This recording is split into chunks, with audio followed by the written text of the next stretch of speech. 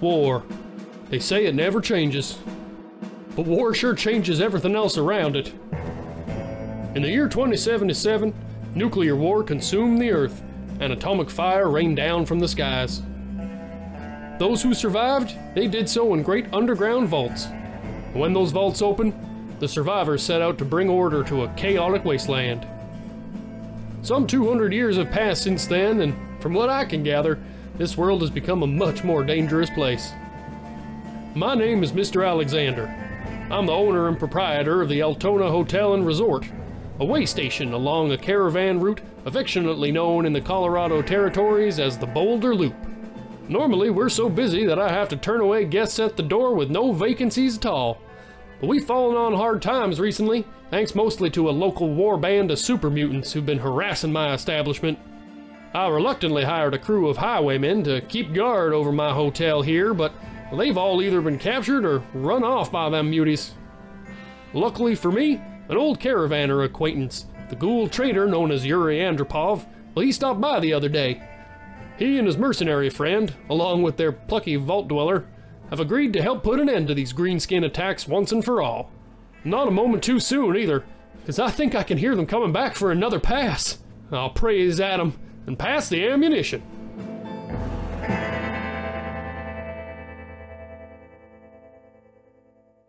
Hello, Wastelanders. Welcome back to a Fistful of Neutrons, a Fallout 2D20 live adventure.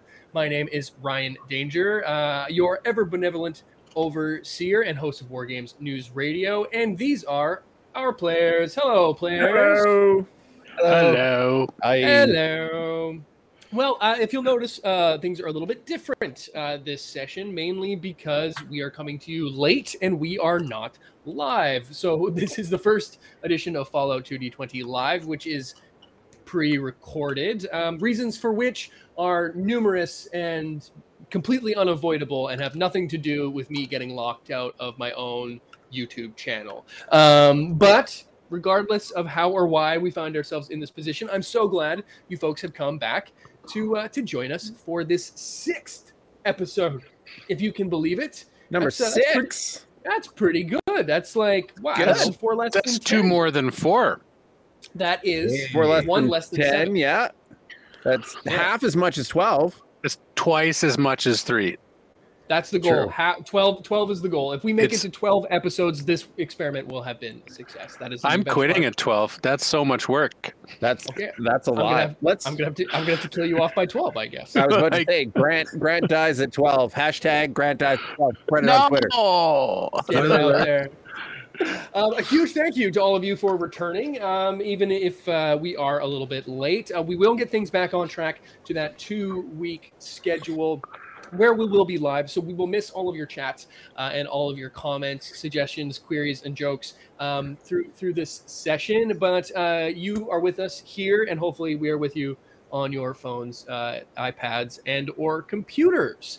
If you haven't already, please subscribe to WGNR on YouTube for more Fallout RPG and Fallout Wasteland Warfare content. We've just cracked 1,000 subscribers a few days ago, which is a pretty awesome achievement, which a huge thank you to everyone who's followed along with the channel and gotten behind this little project. Never thought we'd hit a cool milestone like this, so that's super fun. Four more years.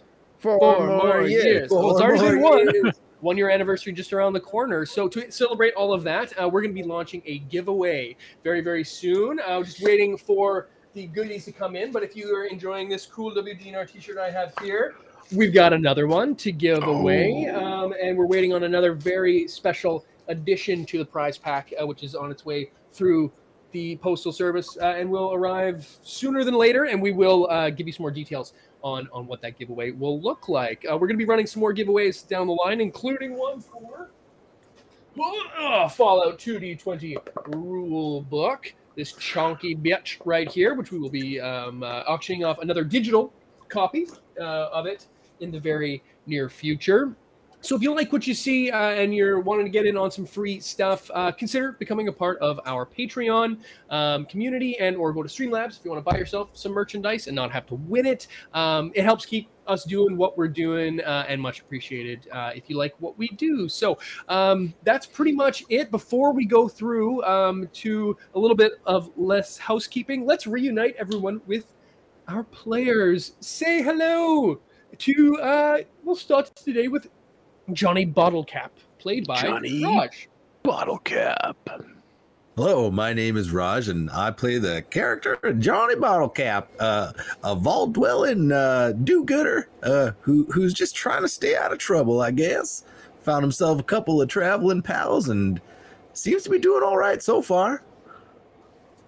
Johnny, one of the, again, quickly becoming fan favorite and one of the luckiest guys in the Wasteland, is finding himself in a little bit of hot trouble here today. But hopefully, Yuri, played by Justin, will be able to give him a hand. Tell us about yourself there, Justin.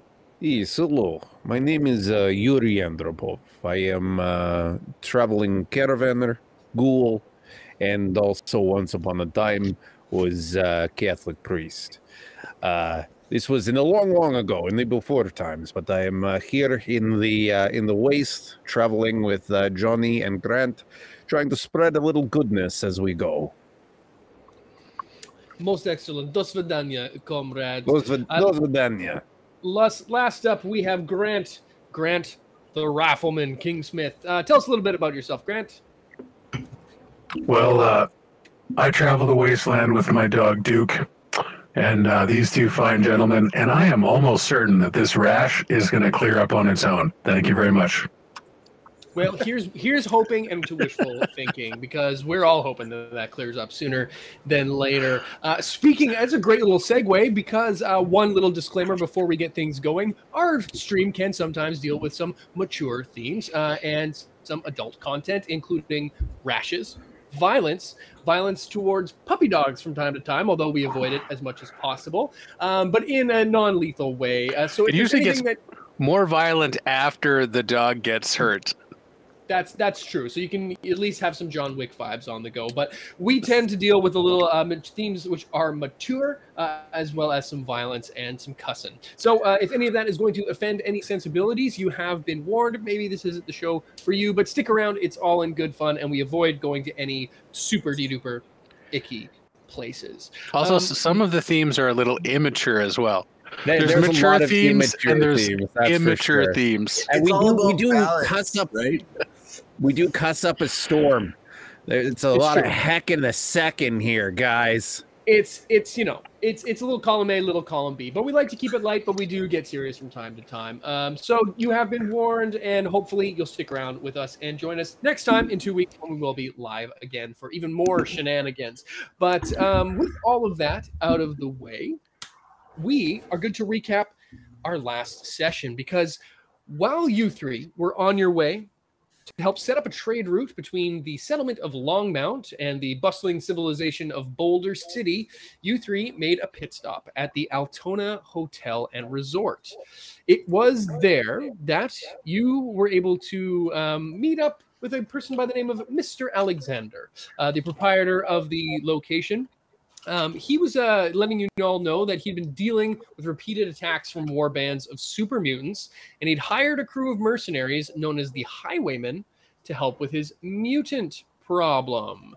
Now, it would so happen that the leader of these Highwaymen was an old acquaintance of our very own Grant the Rifleman, and a ruthless cutthroat by the name of Cutler. After some barroom banter, Cutler recruited you lot to help him track down two of his missing crewmates who had been captured by the mutants. But this rescue was in fact a bit of a ruse, and in a shocking twist, you all learned that Cutler's crew were in fact already dead and killed in the crossfire when you three fought a group of super mutants on our very first debut episode. So in classic Fallout style, things got a little bit twisted, and again in Fallout style, you two, Yuri and Johnny, used a derelict pre-war car as remember when we vaporized that guy? Yeah, you basically made a vehicle-borne IED. and nuked one of your assailants and escaped this ambush, and were able to blow off one of Cutler's arms in the process. But you also decided to show some mercy and decided to let Cutler live and sent him back to Longmount with the assumed name of St. Louis and instructions to keep watch over the local shop boy Hondat until you all were able to secure this route and return to town. But back at the hotel, you agreed to take up the highwayman's cause and defend the homestead along with Mr. Alexander and his family and guests, and prepared for a final assault by the Super Mutants, which is where we currently find you now. Yeah. It's after midnight, correct? Sorry, Justin. It is after midnight. It is just after midnight. And Johnny, you have fallen asleep at your post, sat up on the guard fence, which you can see yourselves in our tabletop map here. Rifleman, you are off in the boonies, bushwhacking it some 100 yards or so away up on what little bit of a hill there is, posted up with Duke. And Yuri, you are in the compound proper, along with the guests and proprietors of the Altona Hotel. Johnny, you've spotted 3 super mutants approaching the nearby crest of a hill. Rifleman, you also spot them. What do you do? It is not initiative, but time is running out. Can I, can I just confirm, did I say that I wanted to leave Duke with wherever Enola May was, or did I not vocalize that? I believe you may have, in fact, yes. Okay. I believe retconning not to be myself that guy. Just now, I think you absolutely did leave Duke with Enola May. Okay. I sit corrected. All right, so I think the last thing that Grant remembers seeing is this super mutant running with a blinking something. Correct. Basketball size right towards the front door. That's precisely what you see. 3 super mutants, one carrying a blinking red device. Well, I sure as heck don't like that. Nope. Do not want. The mutants are not running; they are walking. They're walking. Okay, they are walking. That's a little better. I'm gonna roll my dice here because I'm gonna try. I'm just gonna try. I'm not around anyone else physically, but seeing this blinking football thing from the hill that I'm at, I'm going to attempt to shoot the blinking thing in the super mutant's arm from where I am. Just gonna be a hell of a shot. A 100-yard plus, probably more like 125, 150. We'll call it 150. Football field and a half away. You're looking to plug this guy right in the mini nuke. And Grant, you know it is a mini nuke. You saw the evidence of a prior super mutant mini nuke attack from the night before. So it's very easy for you to tell that this is a small miniaturized nuclear device. Absolutely. All right. So I'm going to aim as. Are we in combat yet? It is. If you decide to pull the trigger, this is going to be a long fucking shot. This is going to be a difficulty 5. That's as high as it goes. I can make you do a difficulty 6 test. You know, that makes sense. It's a moving target. It's nighttime at extreme distance. And then this is like my rifle's rated for medium. This is not an amazing. This isn't like a Barrett or something. I just have a 308. Hunting, so at extreme distance, you would be looking at a 3 to hit, challenge 3 to hit. But because it's dark and because he's moving, I'm jacking it all the way up. Okay, I am going to aim as my minor action. We get to reroll a d20. Okay. I'm gonna buy 3 action points currently. I decided to start each of us with 3. Fair enough. I'm gonna buy. This is like, if this shot works, it's like everything is amazing. We're gonna need a miracle max on this one. 3 dice. Okay, so that's going to be you're going to spend everything you got, yes, and then give me 1 on top. Yeah.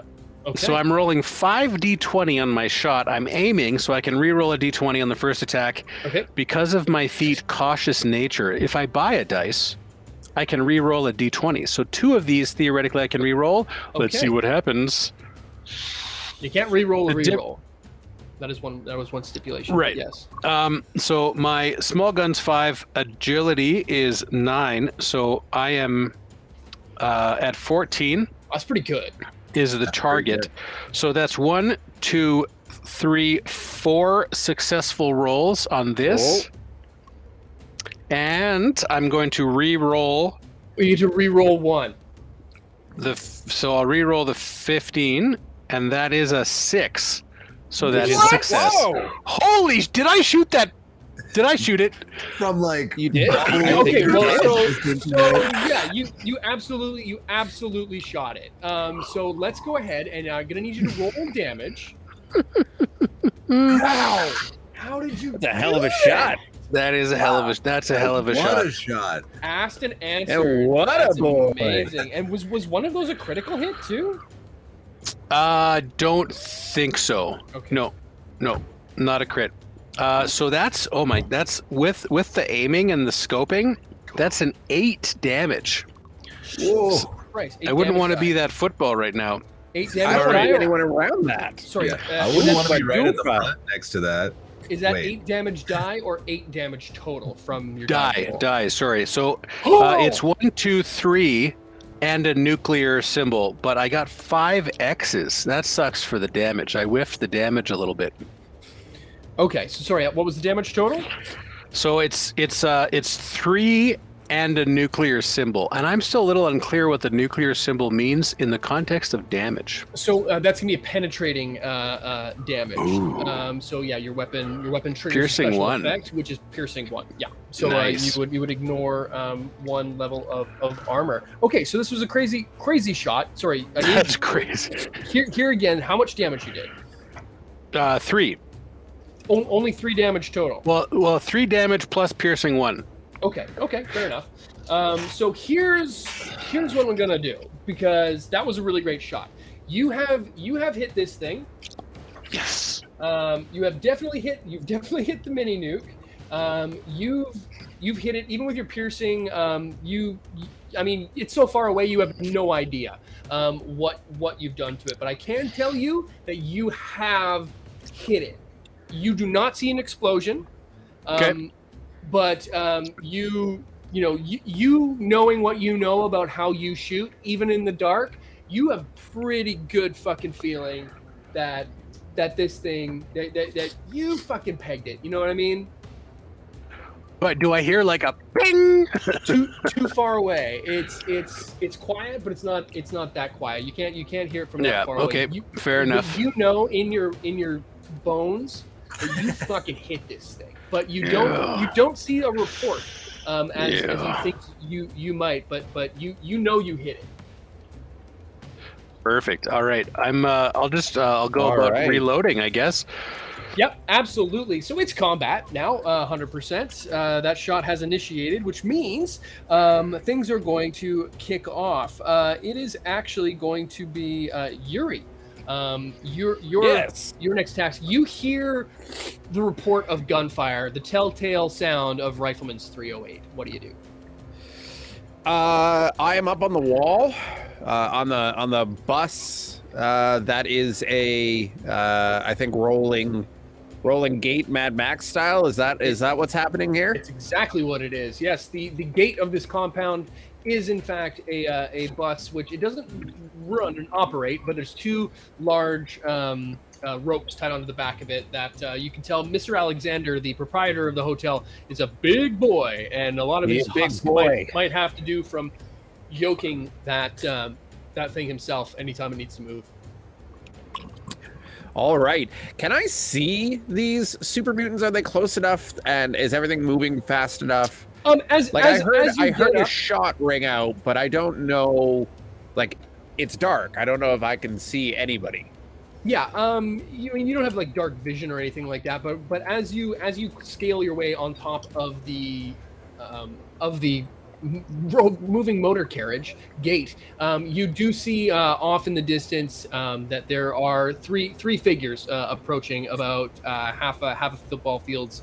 You can see them. It's a clear night, so you can definitely see the three of them coming. Johnny spotted them, and he was half asleep. Okay, yeah. I was making last time Andropov cocktails. What I not with you had cooked up. Unfortunately, because of an unlucky roll, you cooked up one singular Molotov cocktail. Ooh. Yeah. I'm gonna prepare an action of a sort. Okay. And I'm going to, I'm gonna light that Molotov, and when they come within throwing range, I am going to try to let that go. Do I see the blinking? Absolutely. The blinking football. You do. Johnny was the first to spot it. So yes, from where you are, you do see a blinking football. And why don't you go ahead and give me a well, let's see. I guess it would be a intelligence plus. I'm gonna say make a dealer's choice: science or explosives. Ooh, we're gonna have to go on science for that one. Okay. Yeah. Good work. Absolutely. You look at this thing, and something doesn't quite look the same as many nukes you've seen before in the past. And being, radioactive and of a questionable past, you've seen a couple. So something doesn't look quite right. You give me a science plus intelligence roll to check this thing out. Alrighty. Okay. Well, difficulty 1. We're just going for straight up difficulty 1. Well, wait. Well, what's your target number? My target number. Oh, wait, you're good at intelligence, aren't you? I'm wicked smart. My intelligence is 9, and my science is 3. So that's actually a 12. Is my target number. I'll make this a difficulty 2 test. Then, in fact, I understand because I'm good at this. It's harder for me. Well, I mean, I forgot that you're good at both those 2 things that I chose. Absolutely, no problem. Difficulty 2. I'm going to roll. My target number is a 12. I'm going to roll 2d20. Ooh, yikes! 2d20. What you got? That's a 13 and a 7. So I just missed it. Okay, but you got 1 success though. I did get 1 success. You can see that this thing is blinking faster than you've normally seen them blink. Now, I'm not going to table talk, but I think Yuri thinks that the shot might have accidentally armed that thing. That could be a clever thought. You don't know how soon it's going to go off, but it might go off sooner than later. Yeah, as a free action, I'm just going to say, Johnny, I would be wary and not get too close to those super mutants. If you remember what happened with the car.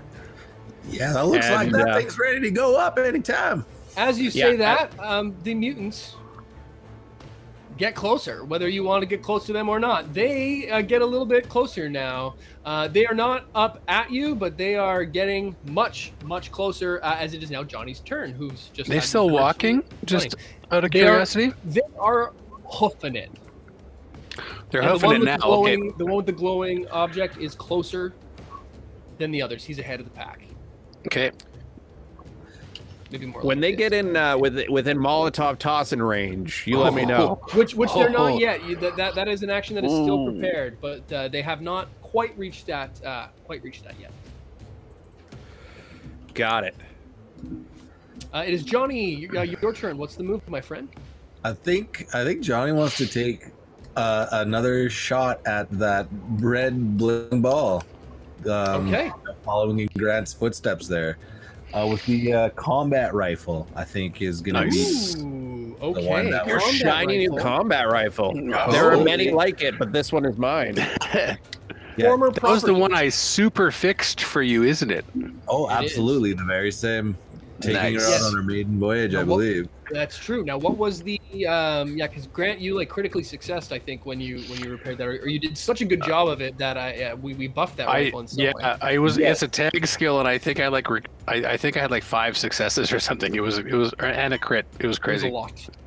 So temporarily it does 4 damage. So like that's 4 damage dice rather than 3, right? Correct. Yeah. Okay. Yeah, absolutely. Then why don't we have you take a crack at this thing?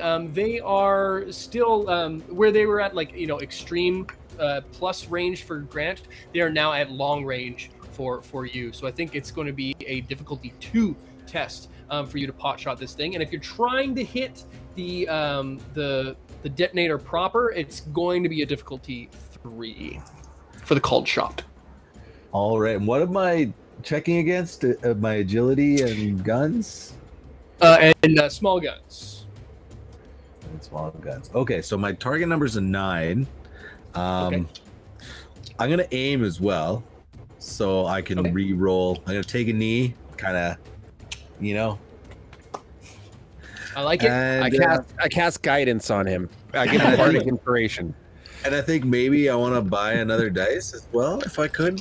Okay, sure. Yeah, that's going to give me, that's going to bring my action point pool to 5 for those. Just kill him all before he gets to spend those points. I mean, it's an option.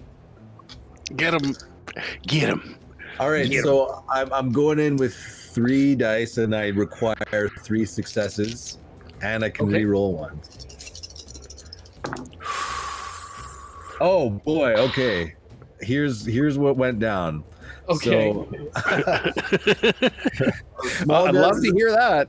Small guns is a tag skill. I rolled a 2 and a 1, so that is 4 successes. Oh, snap! Super duper heads. I rolled an 11, which I have the right to re-roll technically. So as long as it's not a complication, I'm going to see what happens here. Wow. And that's a 5, so that's another success. So I got 5 successes. 5 successes total. So I really hope I shot this thing. I realized my window was open that whole time. I hope that audio wasn't complete garbage for everyone listening to the Gardner Expressway outside my fucking building. Okay, it's great. Fantastic. So we're going to go ahead and get you to roll your 4 damage die. Nice. And with your whole criticalness, let's just go ahead and bump that up to a 5. All right, perfect. Just bump it up. Let's bump it up. Just bump man. it up. All right, here we go. Okay, I rolled d6s, so I've got a 1 and 4 2s. Please tell me 2 is good. 2's worth 2 damage. So you did 8. You did 9 points of damage. If this fucking mini nuke doesn't go off, the game is rigged. Yeah, no. Yeah. Okay. So first of all the damage goes through. So it's going to go off. Yeah, you cradle your arm in, and actually, fuck it. How do you want to do this? This thing. How do you want to do this? Yeah, how do you want to do this? You got to give me a good line of some kind. Like, what's your one-liner going into it? Like, oh yeah, what's the one-liner? Eat dust, losers. Nice. Got him. Fucking zinged him. Yeah. The shot goes off, and sure enough, oh wow, my tabletop simulator is not responding. Yeah, the shot goes off, and so does the Super Mutant Suicider as you connect and you drill like pretty much exactly where Rifleman hit as well. And the Super Mutant Suicider stops in his tracks, and you hear an audible as he like lifts and looks at it, and as he's got it in his face, it goes off. So nice. He's dead. Now I'm gonna go ahead and for the second episode in a row, going to roll. Yeah, I'm gonna say 21 damage dice. Fucking Yuri's like, Jesus Christ. We don't like the boom boys over here. Oh, I nailed him good. This flash go off, and all of a sudden the darkness, the nighttime becomes the day, as the Super Mutant Suicider is no more, and that's going to be, keep track of these numbers, 4, 6, 10. 4 plus 6 is 10. And 14 total now. 14. Oh my goodness. One more 15. Oh my 15. god. Another 4. 19. 19. Oh my god. Okay. Simple math race. I'm just gonna stop. I'm just gonna stop now.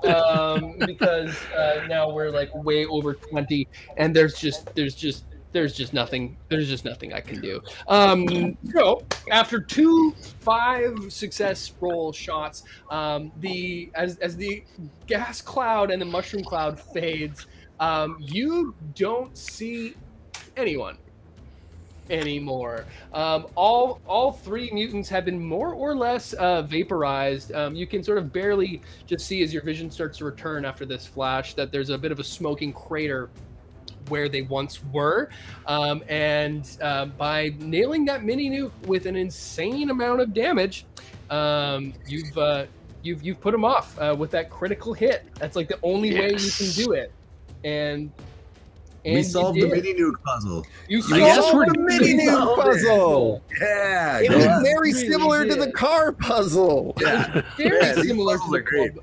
Shockingly so. Did not expect a critical, explosively so, in one shot. I mean, what are you supposed to do about that? But the crater is there, as the people sort of, there's an audible shriek coming from the crowd of the people around you. They seem to be a little bit more concerned than you 3 lot, having not been able to see exactly what's going on. Rifleman, you see all this happening obviously from quite the distance and the way off. From where you are, it's a little harder to see if in fact everyone was completely gooped or not. Probably not that hard to see a mini nuke going off. No, you saw that. Oh, I definitely saw that. Oh yeah. I assume we're out of combat. You would assume correctly. Okay, I'm still concerned that this is just one of several teams. So I'm still like maximum in the fight here. I'm going to swivel and look behind me and look around. I'm making a 360 head on a swivel, sort of a tactical situational awareness. Yeah. Sure, 360 no scoped. No scoped. Why don't you go ahead and give me a difficulty deuce. I guess it would be perception and survival. Perception and survival. So that's a 10 target. I rolled a 6 and a 5, so that's 2 successes. Two successes. You don't see anything, but you do hear. You hear it before you see it. From the direction, the hilltop where the mutants came from originally, you do see the largest super mutant you've ever seen in your life cross. It is the largest super mutant I have ever seen in my life. It's even if you've only seen a couple, even if you'd only seen the ones you've seen so far, this one is about twice the size.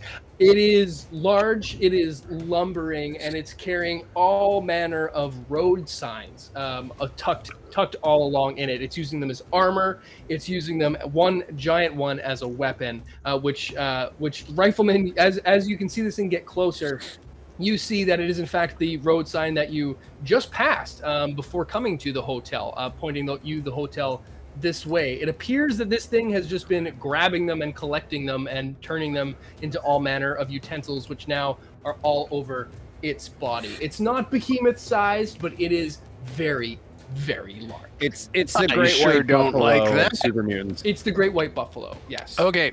Are we still in combat turns?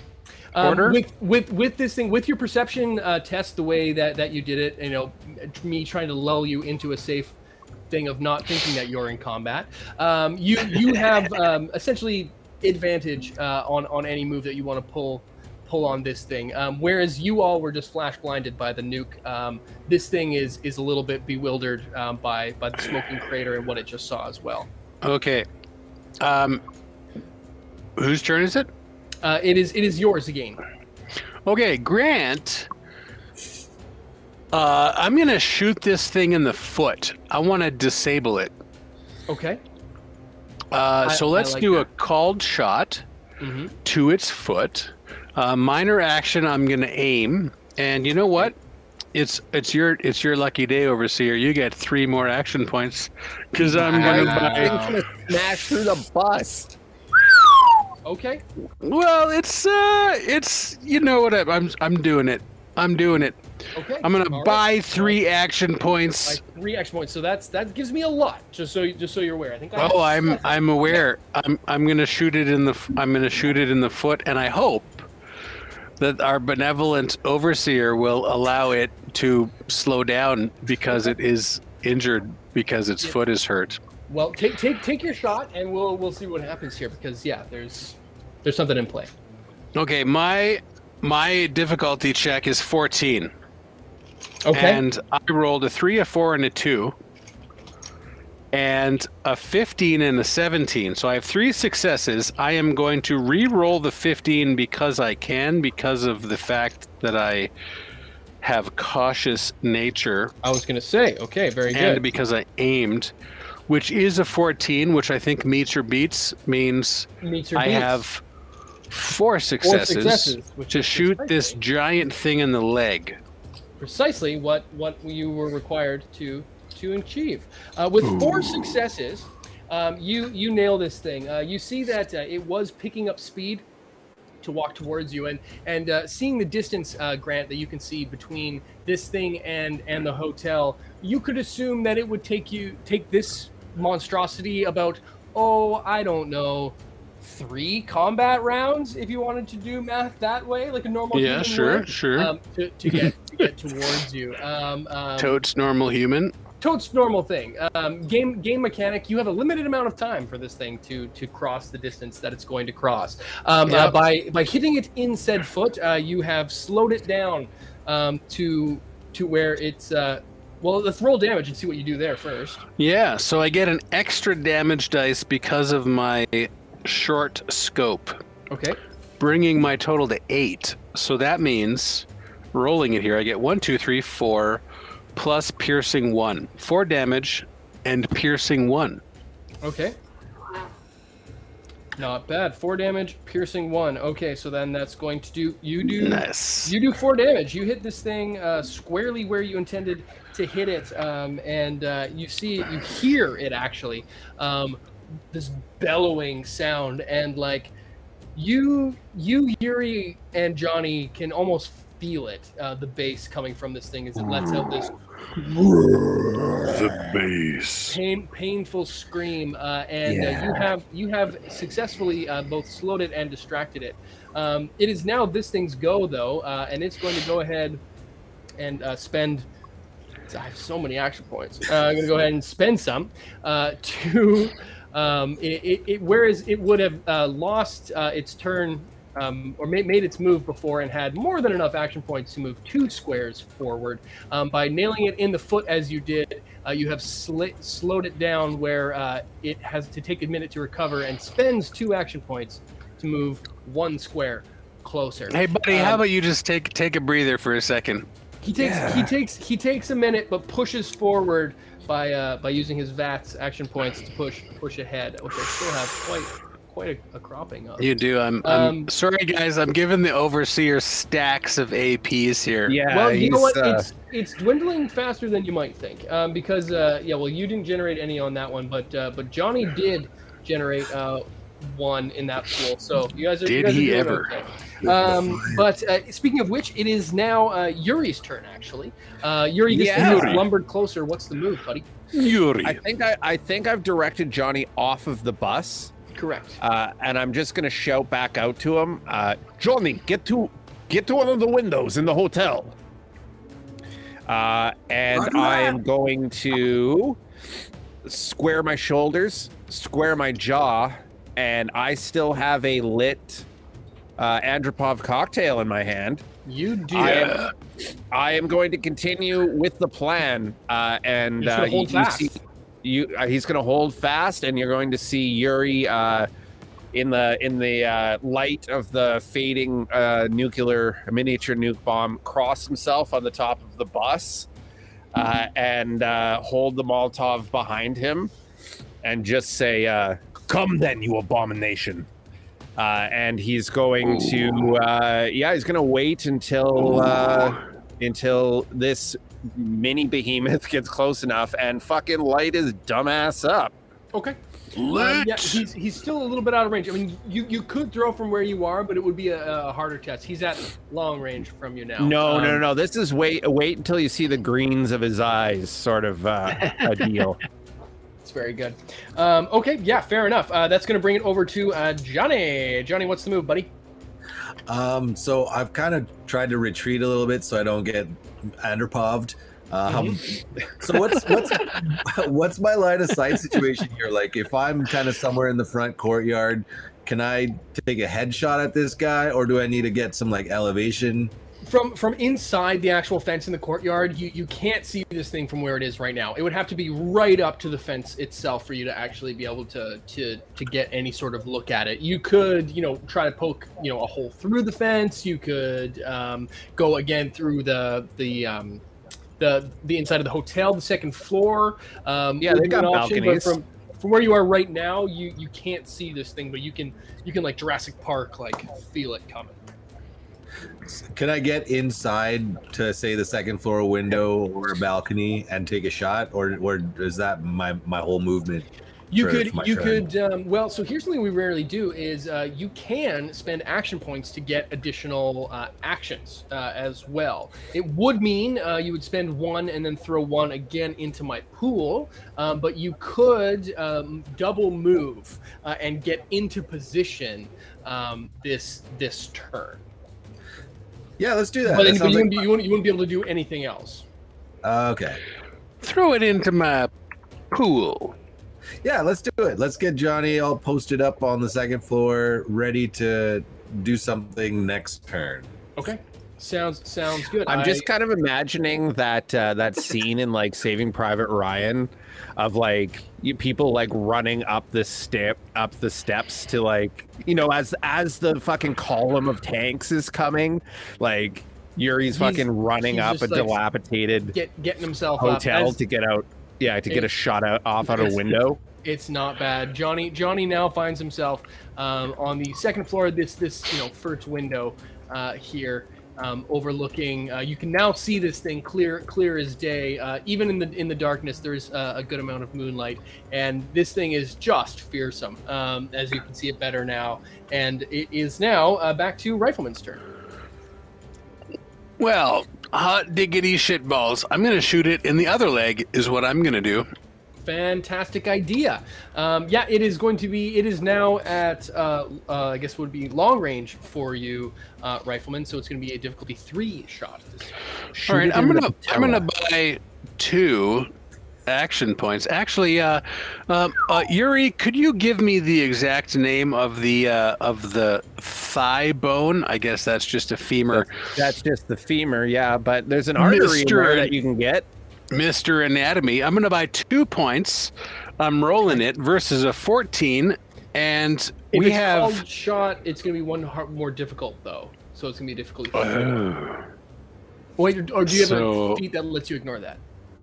Nope. Called shots are normal for me. Okay. I have a problem though because I only have an 11 and a 3.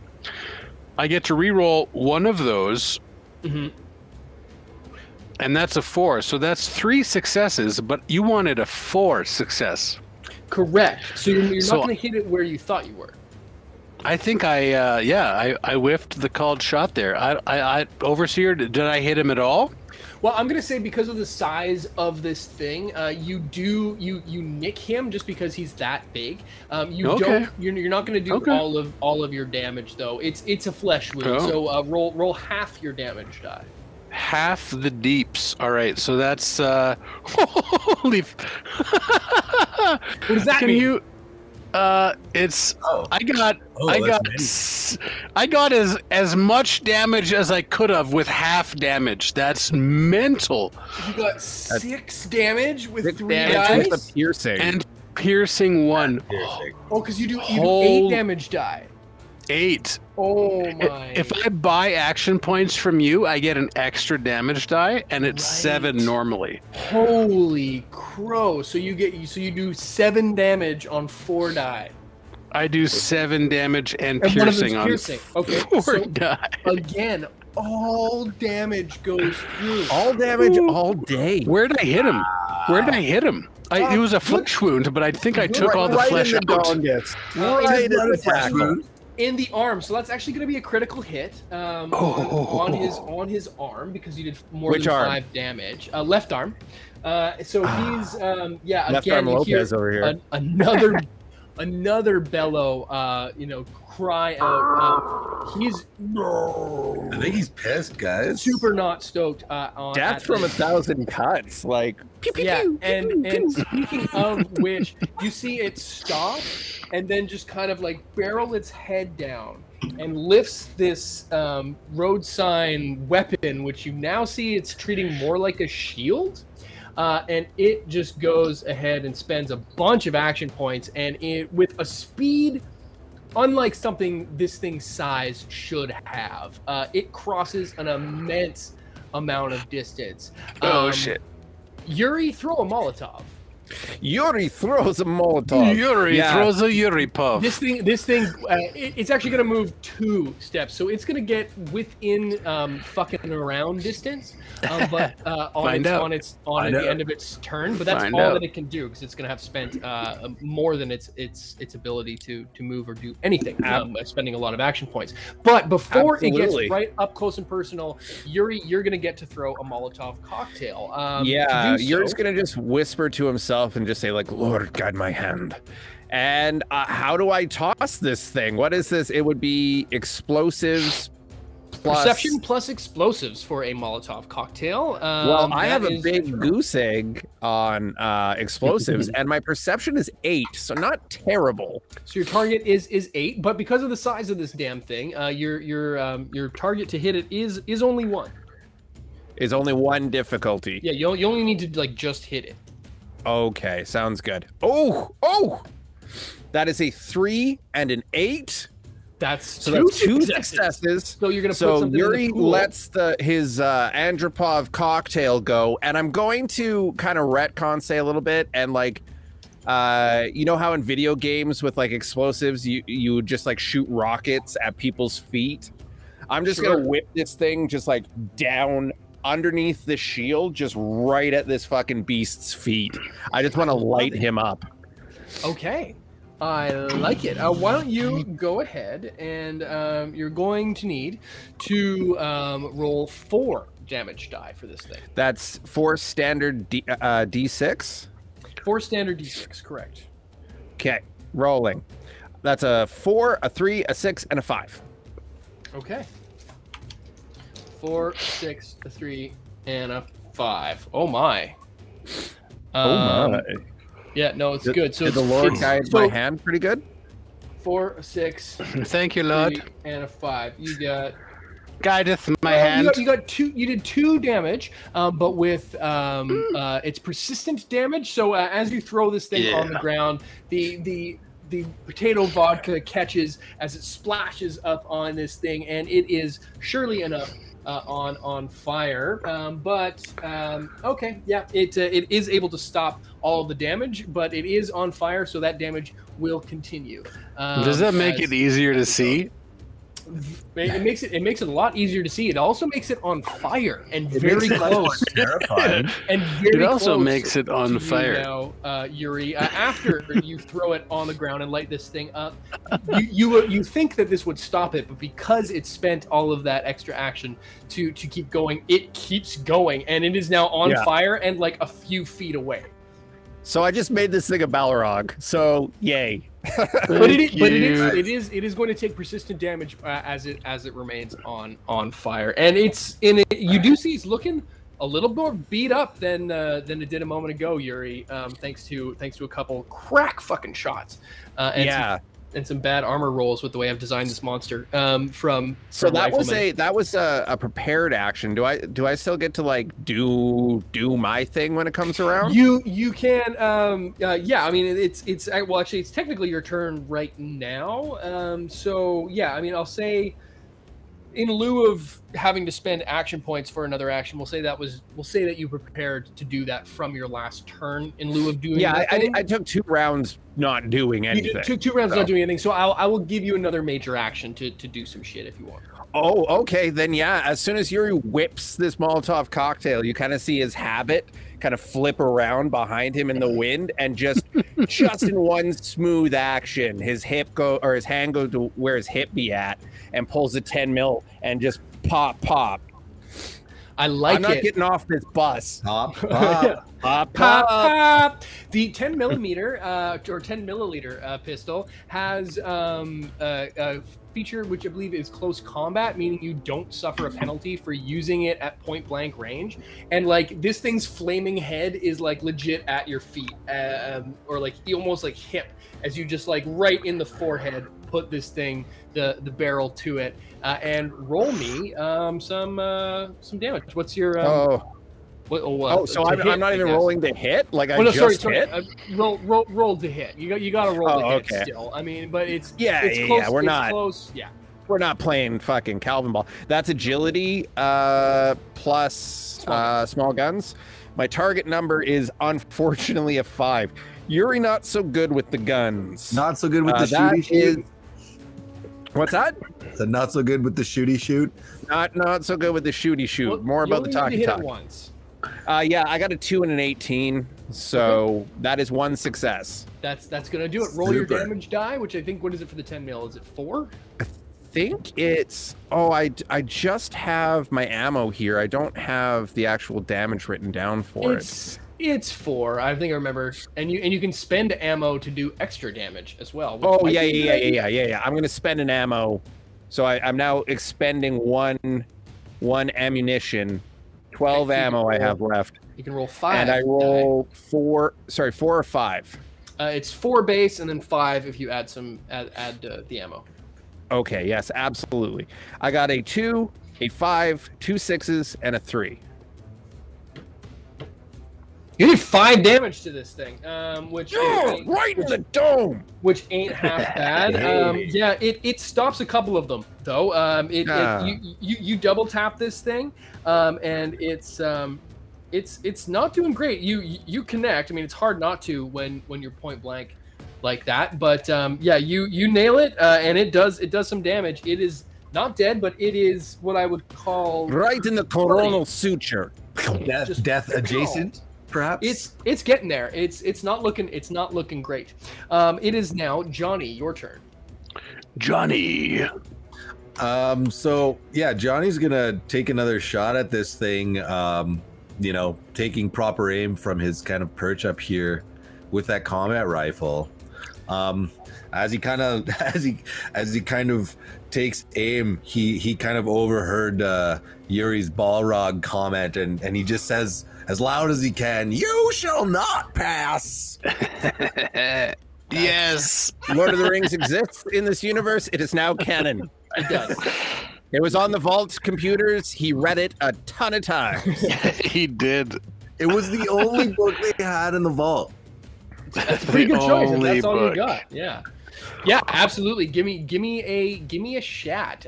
This thing it has a bit of cover from where it is, just because you can only sort of make out the very top fiery half of it. But you can still, it's still only going to be a damage. A difficulty 1 to hit, but it's going to be harder to do more damage because the bus is kind of in the way. All right, that's fine. I'm just gonna roll straight up. I'm not gonna give you any action points, Overseer. So let's see what we get. Enough. Yeah, my target number is a 9. Okay. And how did we do? I got exactly 1 success. I got 9 on the button. Okay, you hit it. Give me a good old damage die roll. Actually, I'm gonna re-roll the other one as well because I aimed. So we'll see if that's maybe fruitful. You can generate some more action points. Yeah. Perhaps. Nope. Slightly worse. So never mind. Okay. Nope. That's actually worse. So I'm just gonna quick load that save. Yep. Here we go. Yeah. Roll that damage die. See what happens. Here we go. So I'm rolling 4 damage dice. Is the rifle still temporarily enchanted? It's got the good ammo in it. It's well lubricated. It's got that great ammo into it. Yeah. Here we go. Lubricated. Okay, so I got 3 3s and a 5. I don't know if 3 is good though. Three is bad. So that's only gonna do 1 damage. And with this thing's hardy damage resistance, it's actually gonna go wide. But now you can spend ammo to do additional damage on with this rifle too. Can you not? I don't know. Am I able to? Yeah, I have a bunch of extra ammo.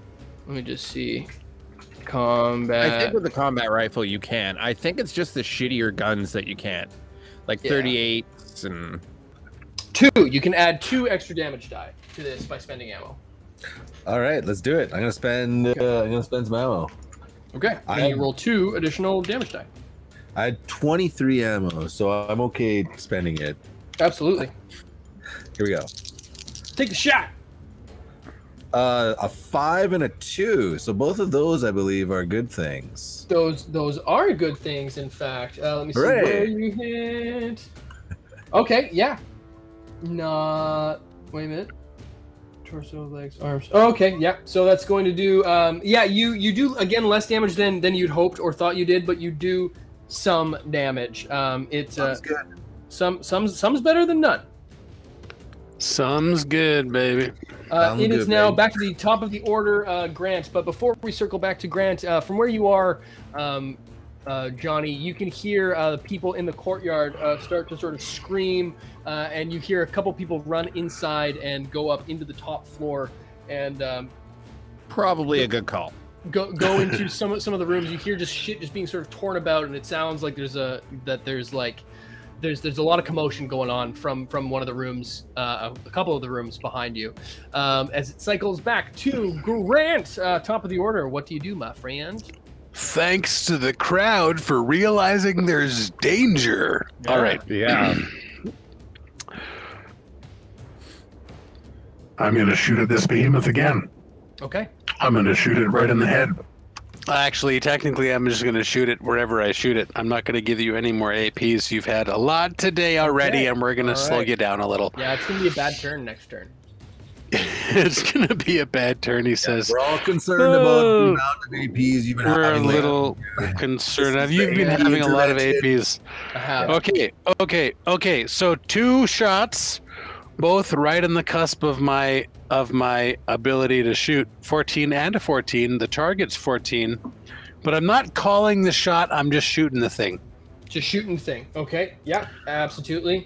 From where you are, I mean, you don't have much of an option, but just shoot it in like sort of the upper sort of torso area. Yeah. From what you can see again is quite flamey at the moment. So we'll say it's a shot in the torso. So why don't you, which is one of its more armored spots, unfortunately. So why don't you give me a damage roll?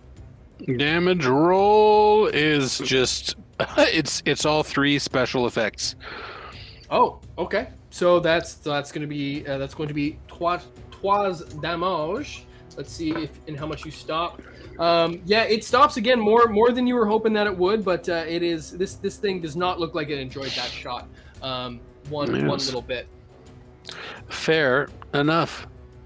With that, it is now unfortunately the flaming Super Mutant Master's turn. I almost forgot he was on fire. Or mini behemoth, Ultra Master. It's somewhere in between.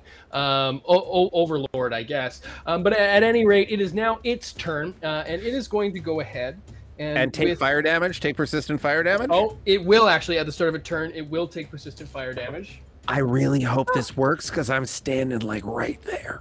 Well, it takes damage. Which is good.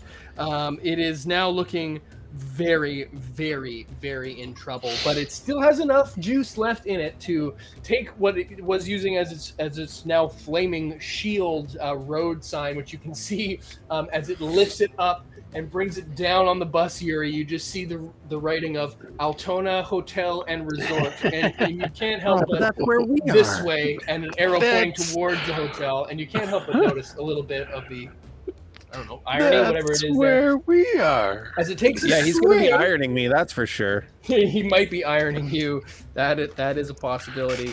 And it is Fucking going to washing go me ahead out of this bus. and roll. It is attacking sort of just the area around you, though. It is not exactly going for you. It is really going for the bus more than anything. And it is going to Oh, gotta roll that first. Okay, Gonna break that bus. It hits. It hits the area sort of around you. Wow, that could have been a lot worse. For 3 damage. Okay. So okay. you're gonna take 3 damage. The bus is going to take also 3 damage. And this thing basically like buckles. You are now on like difficult terrain, essentially, as this thing. Well, actually, you know what? Why don't we go ahead and give me like an agility test, I guess, to see an agi test. Yeah, if you're able to pull this thing off, it's going to be athletics plus. I guess it would be. I'll let it be dealer's choice. Either. I guess what would it be, athletics or like acrobatics? Okay, well, I'm shockingly not great at either of those. Okay, well, there you go. Could I talk you into a science roll? You cannot. Okay. Yeah, we're going to go ahead and it's just a flat 5. Agility, 2d5 coming up. Oh! That is a critical success. Shut up. Hey. That's Shut amazing. the front door. Yeah. You not only right there. Yeah, you not only sort of gain a little bit of you not only keep an angel your, descends from your the heavens and picks me up. Just a fucking a different mini nuke that you didn't know was there goes off. No, you not only keep your footing, but you I'm gonna say, you know, critical's a critical. You get a bit of a jump on this thing. You don't have to stay in this room. You don't have to stay on the bus. You don't have to stay in this room. If you wanted to like try to like move really quickly, with the fact that you crit success on a 5 roll, yeah, I'll let you. You know, if you want to get off the bus, you can. Yeah. I think I've stretched my luck to its limit here. I think what happens is kind of the behemoth like strikes the bus, and I kind of stumble ass over tea kettle off the back of the bus, but then like somehow with just through sheer luck land on my feet, and kind of like, oh okay, yes, and just I make a. It's a good thing that you do, because as you sort of land, you know, if there was a camera looking at you just landing with the bus behind you, as the super mutant attacks again, the bus is no longer behind you, as it just gets fucking ripped in half and torn asunder as the flaming behemoth or the flaming overlord is now standing directly in front of the gates. I love that band. Flaming Overlord? Flaming Overlord is my favorite band. Of the They're pretty hotel. Cool. That is its entirety of its move. You avoided another 5 damage by getting that critical success and getting the fuck off the bus, which might have fucking put you under. And was we like that. Yeah. You are now like directly in front of this thing, as it is Rifleman, the top of the order. Your turn. I gotta shoot this thing. I gotta rifleman this thing is what I'm gonna do. So that's 1 success. Wait, with my minor action, I will aim. Good idea. If I aim, I can re-roll that 19 that I rolled. Ooh, which becomes a 2. So I think that's good. Good turnaround. Yeah, that complication got turned into a critical. Are we the luckiest some bitches? I think we are. I think we are. I think we are. It depends on how this damage roll goes, because there's now currently nothing in between you and like a potential party wipe. So why don't you roll damage? Yeah, so I got 3 damage and 3 nuke symbols. So that's not bad. 6 damage with piercing 1. So that means that, okay, this thing's going to, so that's going to be 5 damage. Now this thing does have damage resistance, so I'm going to see how much it stops. Ooh, that's not great. It's still alive. It's still alive, but fucking barely. And this is not bad. Yuri, it is now your... No. Wait, this thing went, you went, Rifleman went. Oh, I might have skipped the order by accident. But either way, because I accidentally reversed both you and the Behemoth Rifleman, either way would now be Yuri's turn. Okay. And Yuri, it's your turn. What do you do? Yuri, it's your turn. I'm going to.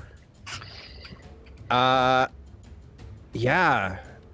I think I'm gonna make a little bit of a narrative call on this one, if you would be so kind, Overseer. Let's hear it. So Enola May is tied up at the inn. Correct. We have been through a lot, and Enola May is my backbone, my heart and soul, my partner. I think that she sees something that she's never seen before. Neither of us have.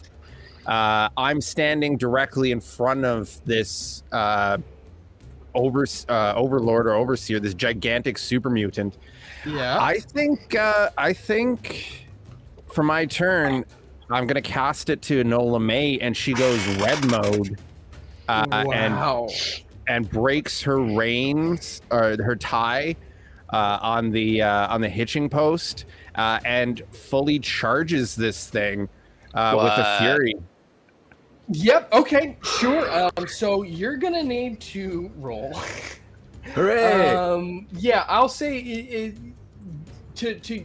there's rules that are like command creature kind of thing, but if I don't you're think saying that this is I know I'm saying it, but I kind of want it to be like Yuri. What she's doing. Yeah. Okay. Yuri kind of like just landed on his feet and like is still kind of stunned. The bus just blew up. Yeah. So yeah, I really like that. So we're gonna forego the command creature aspect of it, and say, but she's going to charge into this thing and go ahead and make a headbutt. So you're gonna need to roll, and I'll just replace her stats for yours right now as far as action lucks and stuff and action points and stuff. But it's gonna be a tough one. It's a target number of 6. Target number of 6. Yeah. Okay. And I'm pulling that straight out of the book for how many action points do we have? You currently have 2. Yeah, I'm gonna burn those 2. Okay. Well, you can burn 1 for an extra die. Oh, I'll burn 1 for an extra die then. And you can burn another one to re-roll some shit, and we'll say We'll burn that bridge when we get to it. We'll burn that lucky. So it's gonna be target number 1. Oh baby! You're not gonna believe this. That's a crit and 2 4s. Oh, what? Hey, now. Enola May came through in the clutch. That's a crit and 2 4s. Wow. Roll 4 damage die. Oh, I love you so much, Enola May. That's amazing. Is that the standard D6 or combat D6? I've been rolling standard D6. Combat D6. It's all the same. Okay, I'll roll the combat from now on. Yeah. Okay, that's not, terribly amazing, I don't think. That's 2 nuclear explosions and 2 regular explosions. That's 4 damage. Oh, okay, yeah, Enola fucking kneecaps this goof. Enola charges him in for 4 damage. Because it's a crit. We gotta get her some armor. Yeah. Yeah. Holy shit. Because it's a crit, I'll let Brahmin, for sure. You tell me how you want to do this. Yeah, I think the way it is like Yuri's still stunned, and sort of not in a stoic way, but sort of just in like a stunned way. He's like looking up at this overlord who's about to bring down like a razor sharp shield on him and kind of shear him in half. Enola breaks her bonds, and she's a lumbering beast, but she gets up to speed, I think, in the distance between where we tied her up and the main gate, and kind of just both of her heads go down, and her little nub horns, and she's aiming like just right for the knees. Two heads, each knee, like from sort of the fucking front, just kaboom. into this guy. Double kneecap with exactly with both the heads, two double heads. kneecap. Yeah, that's what happens as this thing basically the legs like fold the wrong way as it falls down, doing precisely the amount of damage to the T. If it wasn't a crit, this thing wouldn't have gone down. But it does as it folds in on itself. But it was buckles from the knees, and this thing is now just a flaming ash heap in front of you. Johnny, you see the young couple that were once upon a time drinking in the bar when you first entered. You see them with like their bags and shit running down the stairs out of the corner of your eye as you, with your rifle trained, see this thing just fall down in a fiery ash heap. And as it sort of starts to smolder and slowly sort of the flames subside, you see young Robbie, the young boy of the Altona Hotel, come up with his little varmint rifle and just one shot in the back of the head, and looks at his dad and yells, "I got it!" You sure did, buddy. That's where we're gonna take goof. That's where we're gonna take a break. Thank you so much, everyone, for sticking with us through the mutant fight of the century, which had so many fucking critical roles. I can't even keep track. So many crits. Maybe we should rename this show Critical Role. Nah. Okay, yeah, you know what?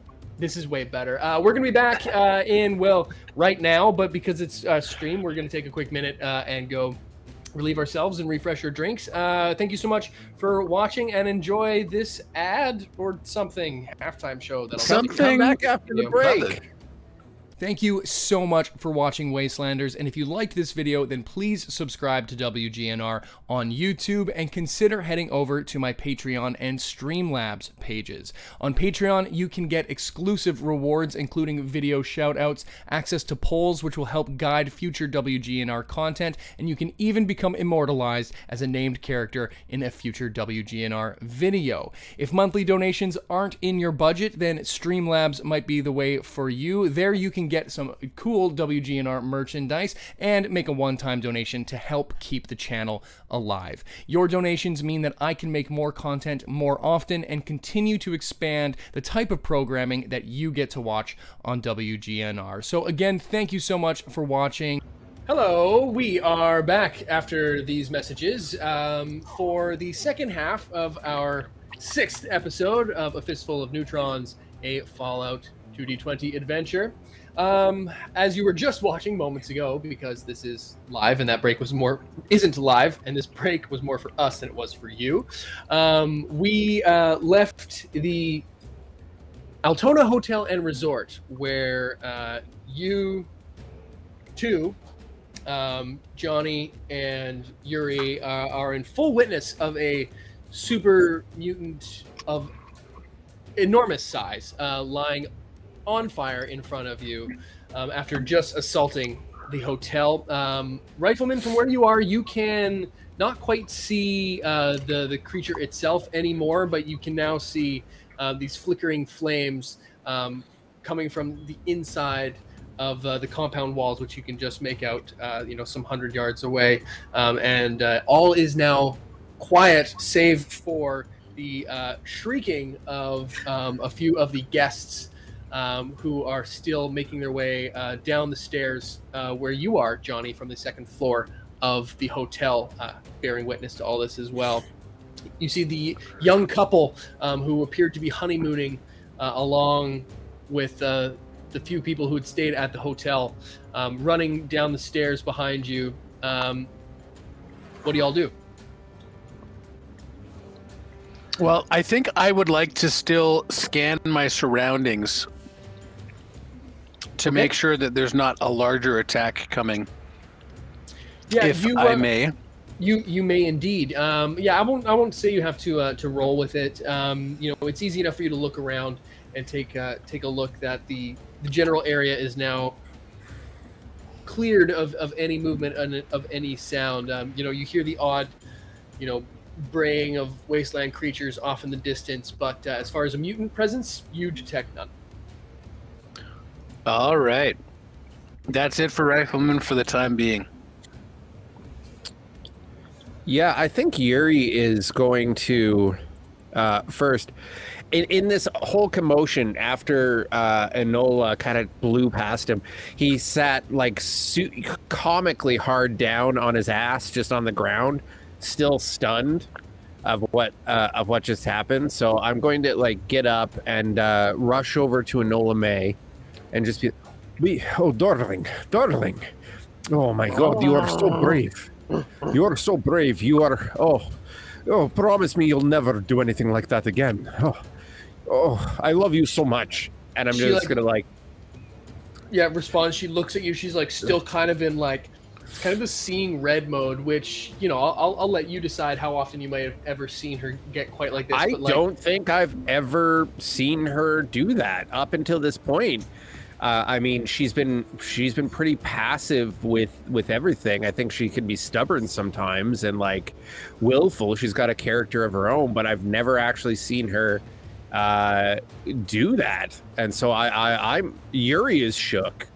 He's like, I love you so much. Looks you like up and down, like with like these like big eyes, and for a second she like just like kicks up and like rears up and like kicks the flaming body of this thing. Just like as one subtle fuck you from the traditionally angry head that she has on her, or more cantankerous head.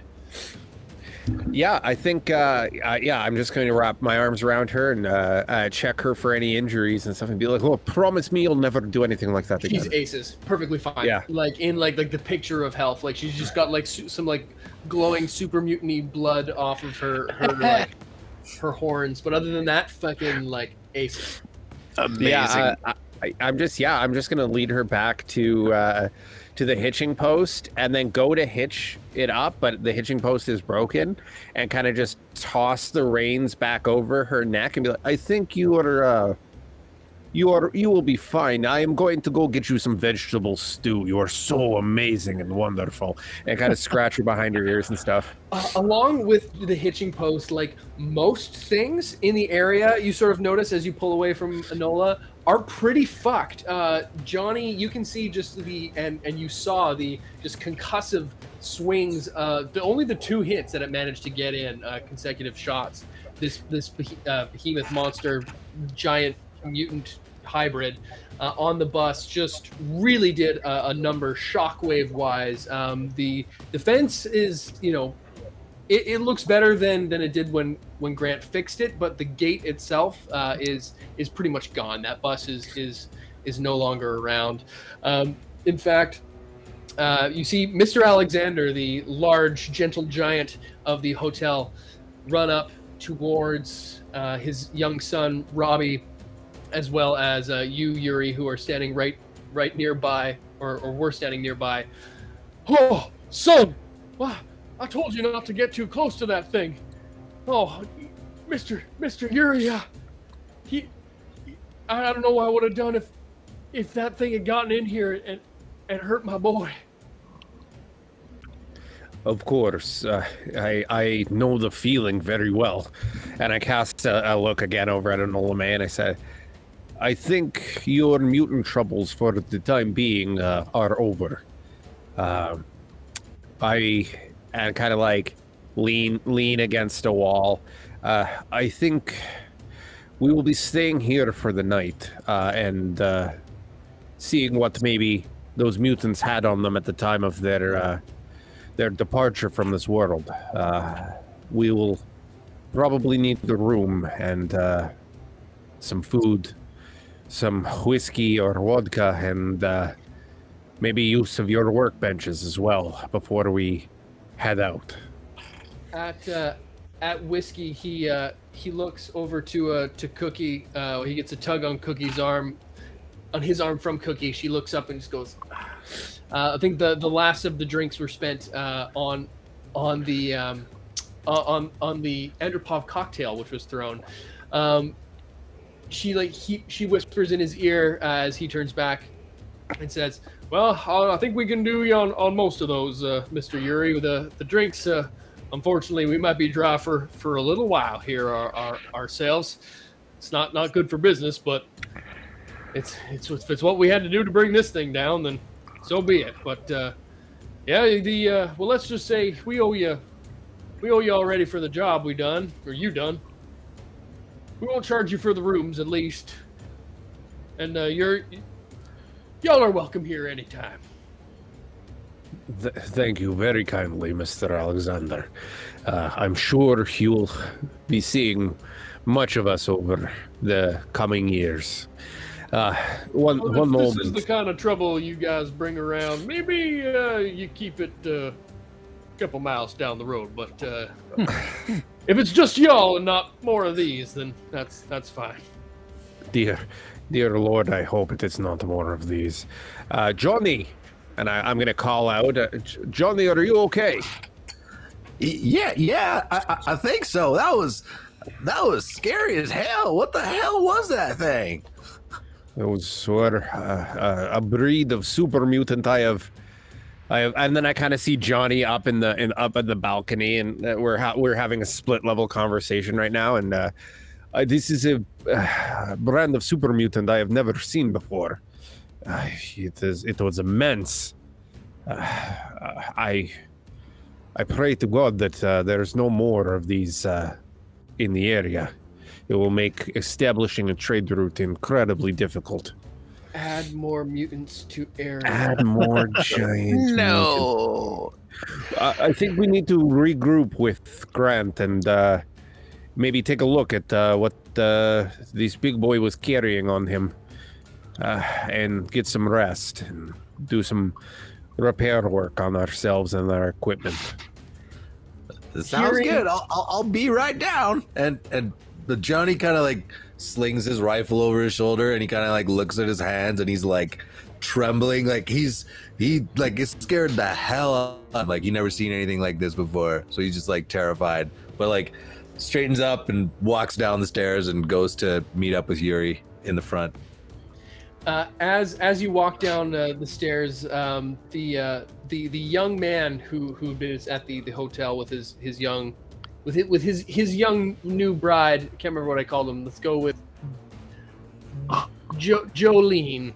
His name is Jolene. Jolene. He was named after an old song that his mother heard on holotape. Jolene comes up to you and says, "Oh, mister, you put that thing down?" Yeah, we took him down, all right. Oh, is that the kind of thing y'all are used to? I can't say I'm much used to that at all. That was new for me. I don't know about Mr. Yuri here. Are we about to have indecent proposal scenario here going? She seems to. Her fire got lit by Johnny. That was a dude. Not that there's anything wrong with that. But still, I'm gonna go with no, because then I have to act out like way too many weird parts. Yeah. If we can get through this arc without having pretend to kiss one of my best friends, that'll be great. I'm actually pretty cool with that. Yeah. I mean, maybe I'm into it. Hey, not that there's anything wrong with that. It's just I don't want to pretend to kiss one of my best friends. That's true. Yeah. So yeah, Yuri's gonna say. You're all together in the courtyard now. Grant, have you decided to return to the fold? After being up on the hill for a while, not really seeing any other activity, I will head back to the front and survey how bad the damage is to the gate. I'm a little concerned about that. It's pretty much gone. The gate itself, the walls held up. They're a little rickety, but not in such a bad way, that they wouldn't be effective in repelling or slowing down creatures of any sort. But the area sort of around the hotel is pretty marred up now. There's the big smoldering crater from where the mini nuke was set off, and you still have the sort of larger than life body of this still flaming-ish, smoking carcass chilling out in the gateway. But the gate itself, that bus, toast. It's just wreckage. Yeah. All right, fair enough. I'll go check in with my friends. I'm concerned about their health and their well-being. Yeah, as I see Grant approaching, I'll just say, "Oh, Grant, that was a crack shot that you opened up with there. Incredible! I've never seen something like that." I mean, nothing like precisely dropping a little piece of lead right where it's supposed to go. I'm glad it worked out. Geez, you guys really took the cake here. Johnny, we should have got you a combat rifle much sooner, my friend. Yeah, this thing turned out to be quite lucky with me. I'm not surprised by that one tiny little bit. Luck does seem to be your strong suit. In Luck fact, be a lady tonight. Luck be a Johnny tonight. In fact, as you are surveying this damage, the three of you, let's just see how lucky you are. And you all let's loot these some bitches. Yeah, as you go to purvey your good doings, it's been y'all have gotten pretty beat up lately the last couple days, between the mutant incident to getting jumped to the ghoul situation you were dealing with. It hasn't been an easy road to get this far, but you feel a little bit better and more relieved because you have more experience points, meaning you've all leveled up. Oh man, I feel stronger and wiser. So much better, almost like you're now a level 4 character, which is pretty cool. We discussed a little bit earlier what you guys would want to do if you'd reached level 4, which seemed like an inevitability. So let's go around the horn and talk about what y'all have in your new spicy new toolboxes. Let's start with Grant. Tell us about what you look like at level 4. I took the sniper feat, which lets me aim. When I'm aiming, rather, I can call my shot, and it does not increase the difficulty at all. Seems like a no-brainer. Seems like something a rifleman would take. That's pretty on point, gotta say. It makes a lot of sense. So that means you're not going... Yeah, so you don't have to... That's going to make life a little bit easier. If you weren't nailing, 5 successes per shot anyway, this would make that a lot simpler. Not bad. And as far as stat or skill increases, I feel like I'm a little better at repairing things right now, which is one of my tag skills. One of the 3 things Rifleman is particularly good at. Okay, nice. What does that bring that target that bonus up to then? It's up to a 4 at this point. Oh, that's good. Yeah, that's good. Yeah, any skill can only be a max of 6. Yeah. Fair enough. I'm not bumping up against that yet, but I will be. No, but that's a good one. That's a good one to max out, and of course increase your max hit points by 1. Oh, of course. Let's go, Johnny. What have you acquired as far as new stats and the like? So I've upgraded my small gun skill, which is one of my tag skills. So now I have a 3 in that category, which I feel is a good amount. That brings my target number for shots to 10. So I like those odds. And then for my perk, I took the Joker to Rifleman's Batman, the opposite of careful nature. It's called daring nature. It allows me to re-roll a d20 on any skill test where I've purchased an additional dice and given the overseer an additional AP. Oh, so if you make a test and you bought something from me, action point wise, you get to re-roll. Correct. Wow. Okay, that kind of balances out. It's almost like a free action point ish, but you still get to give one to me, which I like a lot. But would you say that you're like a dog chasing cars? just wanted to know what to do with it. I wouldn't know what to do with it. Yeah. I wouldn't even know what to do if I caught it. We all do a bad Heath Ledger.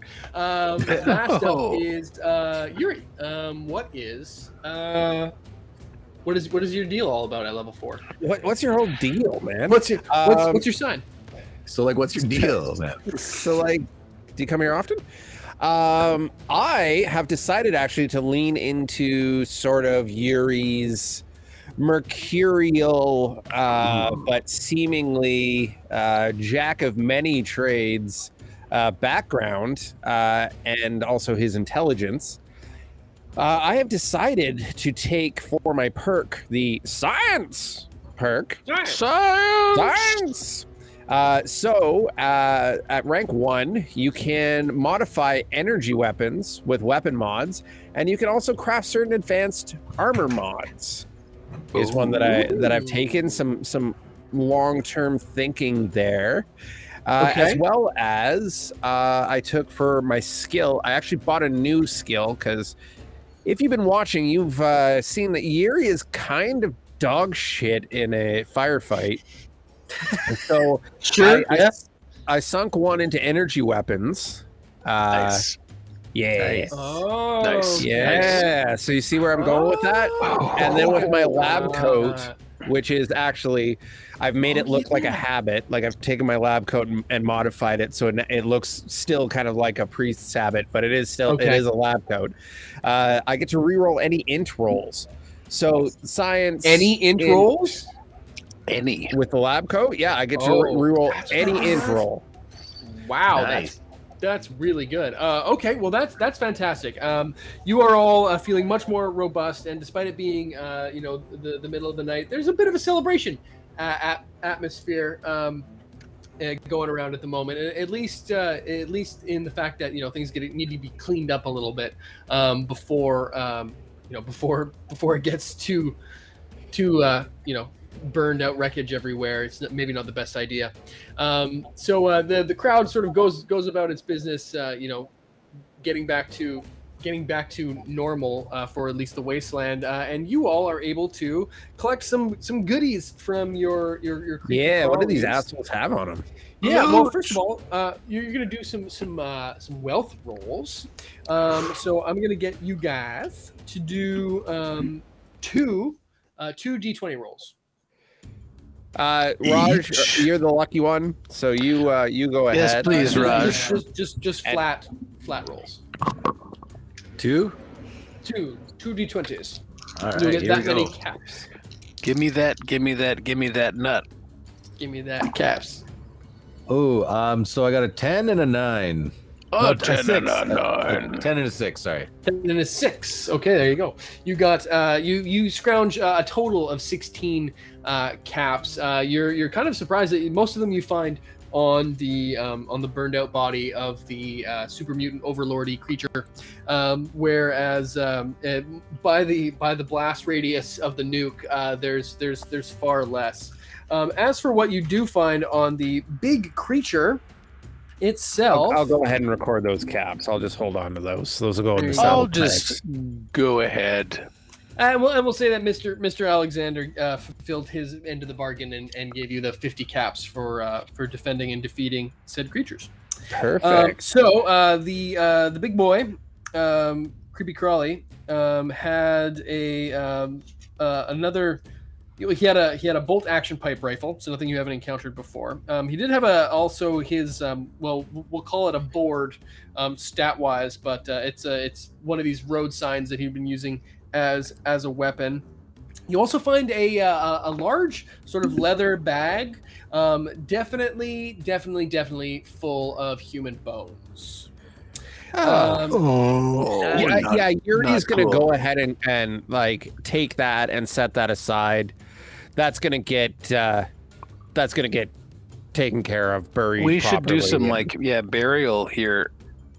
Yeah. Also, can I try to peel the Altona Hotel sign out of the mess and give it to Mr. Alexander as a sign for his hotel? Yeah, absolutely. You're Here. able to sort of Take this as a sign. pull it out from underneath the body of this thing. It was wielding it in sort of this like, you know, almost like it was a triangle sign. It's like spiked almost. You know, he grabbed onto it, and you're able to sort of pull it out free from his arm and give him this large sign / bludgeoning tool that he had on him. For the blast radius hole, which is another great new band, which is coming out super soon. Blast radius hole. Yeah, you are digging through the wreckage there, and there's not a whole hell of a lot because of the blast radius itself. But oh wait, Justin's gone. I don't know if he can come back. Oh, he is gone. See, this is why we don't. Sorry, no, sorry. My nose is fucking going crazy. Oh, okay, yeah, no, that's good. I don't want to blow it on the fucking on air. If you're allergic to cats, you're not supposed to pick the cat up and go. I actually did coke right off the Hard cat. not to though. Oh, was it cut with Clorox? It was, in fact. Cat locks. It was Jack. Catlocks. Yeah, sorry, I just tried to pop out to get some. Oh, good. Do what you got to do. Real quick. Okay, and we're we're back. getting back. And we're back. And we're back. As And for we're the family. blast hole radius, which is Blast hole. I love that bar. It's one of my favorite new indie bands. You don't find a whole hell of a lot of anything. There's a lot of sort of green, super mutant-y blood and goo, but you do find at sort of the epicenter of this whole thing. You find just like a bunch of links of chain. So we'll say that counts as like a junk and or scrap that you can add to your inventory. Yuri, always the collector, and you also find in sort of the absolute pinpoint of where this thing exploded. You find a little bit of what you think to be like the casing of this unit. So add one rare materials to your rare inventory. material. Yeah, you find the mini nuke housing, like the pressure plate of it. Huh. It's finding like a part of like Captain America's shield. We got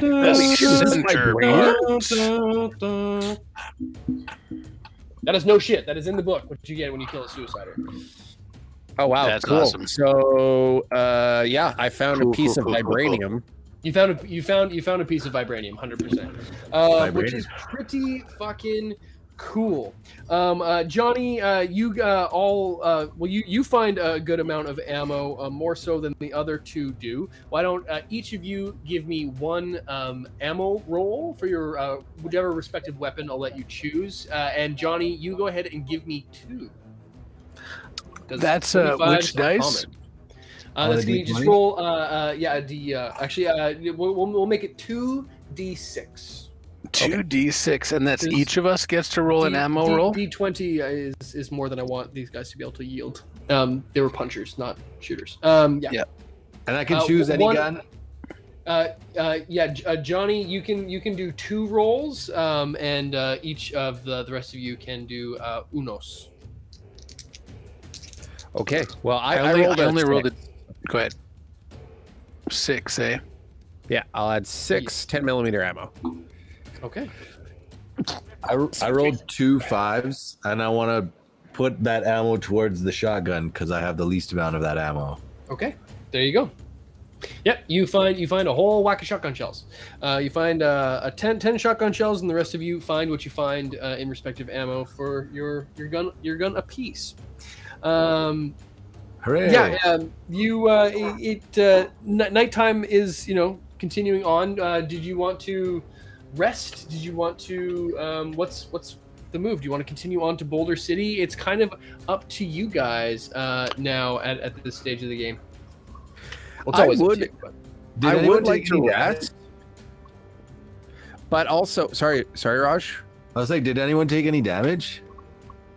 I took a little bit, but nothing to. Right. A rest. I'll shake that off. I would like to rest, but this whole encounter got my gears working. And I'm going to look down at my 10mm, like me trying to plink a fucking Balrog in the dome with a 10 mil at close range. I kind of look down at the gun in my hand and then look over to Grant as a little bit of a light bulb goes off. And I go, Grant, do you still have that energy scrap weapon that we picked up? Yeah, of course. It's not working, but I don't know if I've got the skill, frankly, to bring this thing back to life, but I'm sure willing to help. I think I have a lot of electronic and computer know-how. If you would like to take some time this evening, I would like to see if we can figure out what that thing is and get it working again. I don't want an old maid to have to come to my rescue again. That sounds like a good idea, my friend. And after an explosion like that, I think tinkering around with a weapon and getting a few hours of shut-eye is probably a good idea before we get back on the road. Indeed. Johnny, what are you going to get up to? Some more arm wrestling with the locals? Well, I mean, I could use a good drink right about now, but it sounds like we're all dry. I think I might just haul off to bed. This was enough for me, I think. All right. I gotta say, Johnny, I'm proud of you today. What you did here probably saved some lives. You too, Yuri. Proud of you guys. Well, thank you for saying so. I think Johnny was more effective. I was just a little bit more foolhardy. But that was a crack shot, Johnny. You did very well. I was nothing, but it was pretty cool, right? It was very cool. You are like the coolest dude. And then I kind of slap Johnny on the back. And Johnny takes it as like the best praise he's ever received. He just gleefully walks off. Just does not get sarcasm. Did you, as we go walking into the bar or whatever, I'm like, did you shout at that guy, eat dust, losers? Was it your super cool line? You know I did. And then he ate dust. What a loser. What a loser. You sure did. Johnny, as you all sort of exchange high fives, and then Johnny heads back to his room. You get the sense as you're making your way up the stairs that someone's really close behind you, like really close, and you turn around to see that the old drunk who was in the bar at the very beginning when you guys walked in, JD, who spent the entire encounter just sort of sitting and watching in one corner,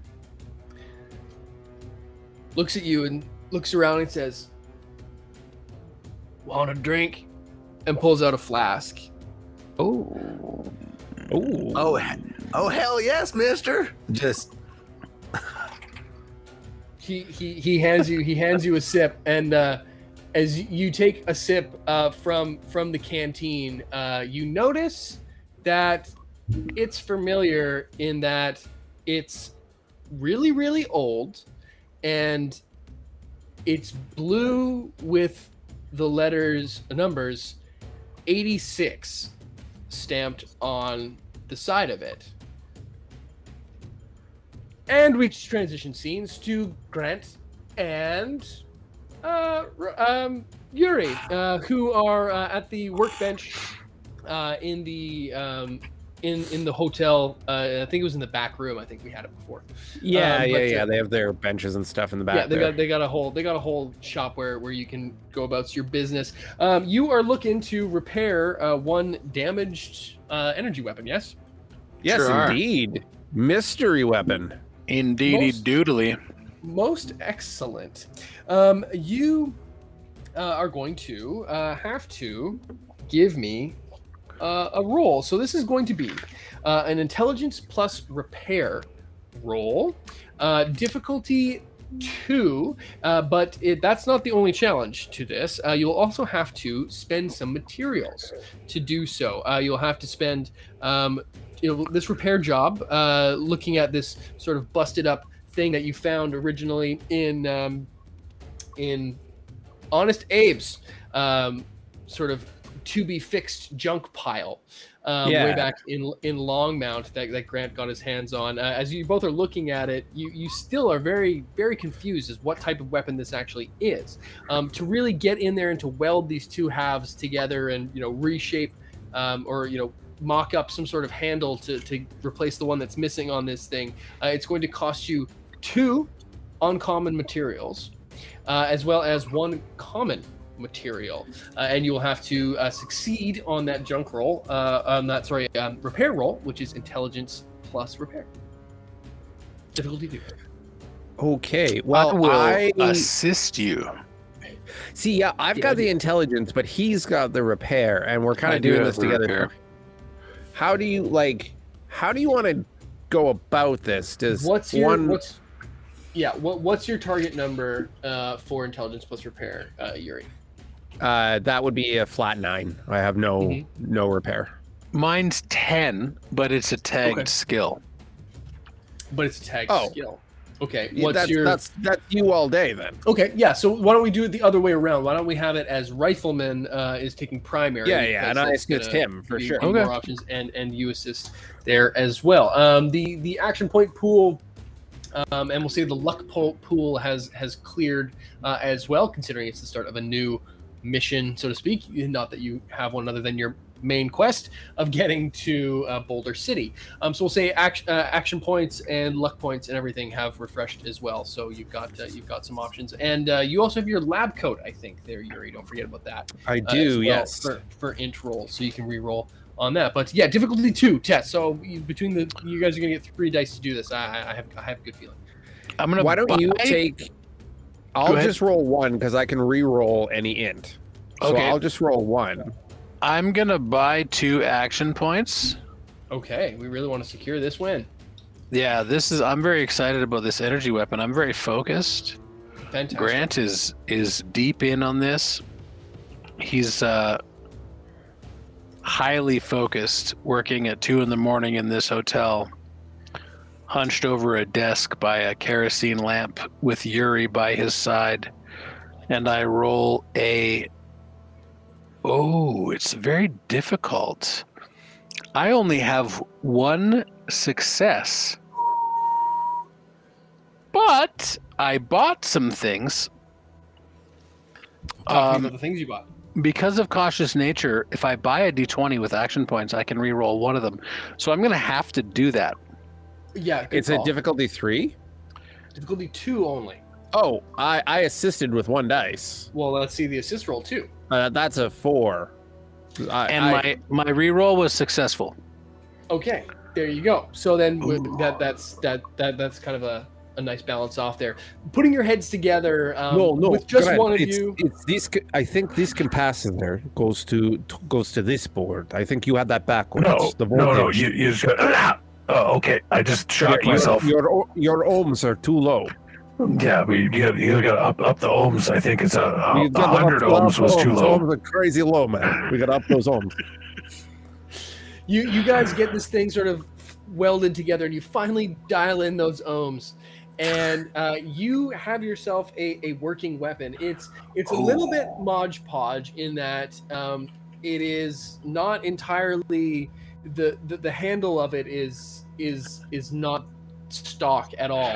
It's a bit sort of fucked around with, but that's really good.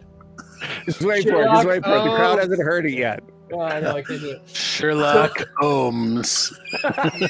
Well, obviously we're naming the gun Sherlock Holmes now. This is Sherlock Holmes, the fucking Sherlock laser Holmes. cannon. Man. The housing of it is stock. You're able to sort of like get the 2 halves of it back together and sort of weld it together. But it is stock from what it was. But despite that, neither of you two have ever seen a laser pistol that this is. that has this configuration before. You know how it works. It's pretty much the same. But it is a laser pistol, but it is so the design of it is so foreign. I mean, you can tell it was made by people, but the design of it is so foreign to you that it might as well be from another fucking universe. Yeah. This isn't like a fucking alien blaster situation. No. It's not an alien blaster. It is human made. You can tell that much. But it is. Do I look at it? Does it have like a stamp on it anywhere, like a manufacturer's? Like serial number at least. I absolutely like that. When you guys had it open, you were able to see a very small sort of printing as you were sort of dialing in the ohmage on the capacitor. It said, sure, what the fuck, property of the Commonwealth Institute of Technology, Boston, Mass. I have no idea what that is. I have never heard of that before. This is a crazy. Is this thing charged up? Do I have ammo for it? Yeah, sure. Why not? Let's go ahead. Give me a D20 roll. Okay. 1 D20. Oh, I'm not fucking kidding you. That's a crit. Hey, well, that's like the 90th crit of this game. That's pretty wild. Okay, so yeah, you are able to get 20 rounds out of. There's an energy cell inside it that I mean, it's never been fired as far as you can tell, or it hasn't been fired in quite some time. And this is something that is a little bit bizarre to you because your experience with energy weapons, or at least the Russian knockoff versions of which you had back in your homeland. Which you may have encountered for some reasons in your past. I know what a gun looks like. You're surprisingly familiar with the operation. Everything is the same as a standard, what you've seen as like a laser weapon, but it's designed and it's like fuselage, if you will, because it doesn't have a receiver or anything like that in traditional firearms terms. But it are completely foreign, and just being plugged in, this thing should have its battery should be dead by now. But it's not. Its fusion cells are still intact, surprisingly. It's seen better days considering it was once in half. But it is functional, and you have a full energy cell with it, apparently with 20 shots. Dope. How much damage die does that do? Just so I can write it down on my sheet of paper. Absolutely. Your Institute laser pistol, as it is game-wise known. That's for sure being called Sherlock Ohms, by the way. Sherlock Ohms. Thank you, Raj. Sherlock Ohms. It does 3 damage die only. It has a fire rate of 3, meaning you can spend 3 extra ammo to deal 3 extra damage die on a successful hit. Cool. It also deals burst damage if you roll the explosion or Vault Boy special effect when you roll damage die. So burst lets you target 1 additional enemy within the same proximity as the one you're shooting. So it's basically automatic to an extent, but you have to spend extra ammo to do so. Okay. I gotcha. You have a Institute laser pistol with a fire rate of 3, damage of 3, and does the burst special effect. That ain't nothing. That ain't nothing at all. That's a fine weapon. It also has the close quarters keyword, meaning that you don't suffer a increased difficulty penalty for shooting at something point blank. But it also has the inaccurate keyword, meaning I can't aim with it. You can't aim, so you don't get the benefit of doing an aim reroll. All right. Weighs 4 pounds, rarity 2, cost 50 caps. Oh, we're not selling that. No, that's not. But I got it. But you got it. But I got it. Well, thank you very much. That's fucking rad. There you go. And no shit, when well, let's just wait for. I mean, we can wait for Grant to come back. For Liam to get back. Yeah. It's kind of I guess it's a good thing that we are. I mean, we're taking liberties because that we're not live on this one because apparently I'm dying. Yeah, it's kind of a good time. Maybe this was the best time to get locked out of my YouTube. It's a good time to die. Wait, no time to die? Is that what that is? That's Dude, what that is. That's what this is. We got no time. That what that is? I have no fucking time to die. I don't have the luxury of Who's time to even die? Like fuck. Time to die? I don't. Who's got the time, man? Nobody. Who's got the time? Ridiculous. So going back to the second or third episode when Grant you scavenged that thing, that was legit the roll you did on the scavenging roll was an Institute laser pistol, or Institute laser weapon. You had no idea what it was, but now you know. It was rubber stamped by the Institute of Technology, and there you go. You now have this in your property. Fuck yeah, Yuri. Going back to our man Johnny, you standing, just taking a swig of some whiskey, given to you by a local drunk, who's giving you a swig out of a very familiar Vault 86 canteen, not unlike the one that you have upon your person currently, which was one of your few possessions from the vaults. Yeah, Johnny's no dummy. He's usually a dummy, but this rings a bell for sure. It's like, hey, mister, where'd you get this there flask from? This? Oh, I got this a long time ago. Picked it up from a trader at a stall down in Boulder City. You ever been to Boulder City, son? That's just so happens we're headed that way as we speak. We're just waiting to rest up and headed out that way on the morrow. Magical place. I've been there exactly 2 times. I remember. Get it? I don't have a best memory, but yeah, I picked this up from a trader in the market. He was a pretty cool dude. Do you happen to remember the trader's name? Well, I can't remember exactly. It had a real familiar ring to it.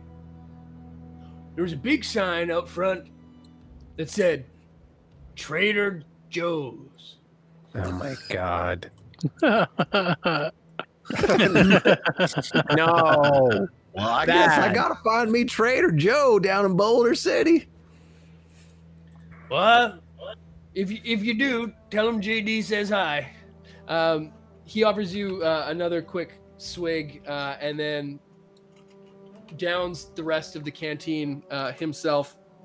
And as he puts it away, you notice that old JD is packing a pretty serious firearm on his hip. Yeah. You kind of took him for pretty unassuming, but the size of this gun fucking knocks you back a peg. Overseer, I have a question. Gun. Yes. Would it be a 45 revolver? You're not in this room, so I don't know. I'm not in this room, Johnny. Johnny. Yeah. Oh, that's an interesting piece you got there. Oh, this? You mean Samantha? Yeah. She's a fine lady. As he says that, you can see his pretty just kind of hanging in there stare just goes he's looking through walls all of a sudden as he pats the gun and says its name. It takes him a minute, but he sort of shakes it off a bit. But that was a long time ago. You tell me, where are you really one of these vault dwelling types? Yeah, absolutely, born and raised. Tell me, do you really have toilets? Like the real ones that like flush? I mean, this seems an interesting area of focus for you to talk about how we're doing our business. We really have the legendary seen- flushing toilets. I've seen pretty much everything, but I ain't never seen that. But anyway, Flushing toilets of Ankramaragon. well, I'll let you do it there, son. But you good luck there in Boulder. You stay safe. He kind of like sort of looks and trails off again as he physically starts to trail off and stumbles off to his room and closes the door. Well, good night, mister. Thanks for the drink. Night closes in and day begins as you lot rise in the morning. It's pretty much everybody had a bit of a restless sleep. It was pretty action packed. When do you all want to do with your morning when you rise, and what is the game plan for this day? The people in the hotel are going about their business, cleaning up what's left, and it appears you can see at the gate the young couple appear to be packing up to be headed off as well. Yeah, I think I was up pretty bright and early. I know I had a fitful sleep. I think actually I got up very early before dawn and took that bag of human remains and like Yuri is wont to do, goes about his grim work and dug a hole sort of out back beyond the walls and put up a non-denominational monument gravestone and just said a quick prayer and some last rites for the unknowns in that bag and went back, and by the time I think these two get downstairs, I already have an Olame sort of fed and watered and saddled up, ready to go for the next leg of our adventure. I'll definitely help you with the rites and burying the human remains. That's something that hits Rifleman quite deeply. For sure, yeah. I think then when I was trying to get up in the morning to sneak out of the hotel, there were a few creaky boards and the door to Rifleman's room kind of opens up and he's just standing there. I'm not sure if he says anything to me. I think he knows what I'm about to do, so we kind of just go about it. Yeah, I don't say anything. I just go along. I'm very silent. Yeah, I'm reverent. Yeah, so I think that's how we spend our morning in the hour or two before true dawn. And yeah, then by the time I guess Johnny gets up and is ready to go, we are saddled up, ready to rock. Johnny wakes up and he kind of hears you guys walk outside and he gets his shit together. He kind of comes down and just watches you guys perform last rites for this guy, but he doesn't really like get involved. All right, yeah. I think then I will just turn to the group and say, well, it has been a very action-packed last few days. I'm eager to get back on the road, but also I would like us to make it to Boulder City, the bazaar, unscathed. I think perhaps we should stick to our original plan and maybe take the longer, more circuitous, quiet route. What do you gentlemen think? Yeah, I think that's a good plan. I'm all good with taking it slow and cautious.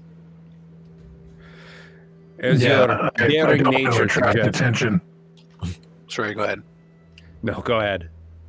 I just I don't want to attract any attention. Yes. All right. Well, we are full up on ammo. I have loot that we took off those big green and uglies in Enola May's saddlebags. It looks like all the holes in us have been patched up. So I'm ready to go. Let's see if we can make it to Boulder City in one piece. Absolutely, yeah. With the crew loaded up, Mr. Alexander and his little version of a white picket fence family in the wasteland give you some waves off in the distance, and you pass exiting the hotel. Jolene and his blushing bride as they head in the opposite direction, heading north, back up the Boulder Loop. As you all begin heading south, it's much slower going and a lot less adventurous than you've seen over the last few days. The road and the heat wind on as you make your way through a day of travels, as well as through a night. You're doing your regular sort of marching orders and keeping good watch, and there's not much that you encounter that you haven't encountered on this loop before, and not in the way you've encountered things in the last few days. There's the odd mole rat and stingwing off in the distance, but you're able to manage to skirt any real difficult wildlife or encounters. But as you continue into your second day, it's not too long until you're able to see the outskirts of what's affectionately known as the Badlands, outside of the walls of Boulder City proper. Usually, a pretty nasty little place to get your way through from time to time, depending on the time of year and what raider bands have been active recently. But before you're able to make your way even to the outskirts of the Badlands proper, you see a familiar sight, and for some of you, perhaps a too familiar sight, as off in the distance you see what looks like a mirage that gets closer and closer and closer. You can tell now that it's 5 human beings dressed in military fatigues, carrying a flag with a 2-headed bear and a red star. You're gonna hear Yuri go, "Oh, these fucking assholes." Is that the NCR? We'll find out next time as we're gonna close things out for the day. Thank you so much for joining us on this not live episode of Sorry that my cat Neutrons. was killing me the entire episode. Holy shit, the allergy. We had issues. One of us was surprisingly having an allergic reaction, and things went sideways. But we're happy that we were able to get this out. At least, if we weren't able to broadcast it live, we were able to film on the day that we normally do this. So we will return to our regularly scheduled live programming in 2 weeks' time. Thank you so much for watching this episode. We will be back shortly. In the meantime, you can check out lots more of our origin stories, as well as some Fallout Wasteland Warfare battle reports. Stay tuned, as we are going to be doing that 1,000 subscriber giveaway for a t-shirt, as well as some additional merch, which is yet to be revealed because it is still on its way here right now, and some other little goodies from the inside the studio here as well. So thank you so much for watching. Thanks everyone. Thanks for leveling up. Thank you. Thanks, players. You're so wonderful. Many critical hits this go around, and let's see if that can continue as the party comes face to face with the new California Republic in our next episode. Stay tuned. War Games News Radio and a Fistful of Neutrons. We'll be back.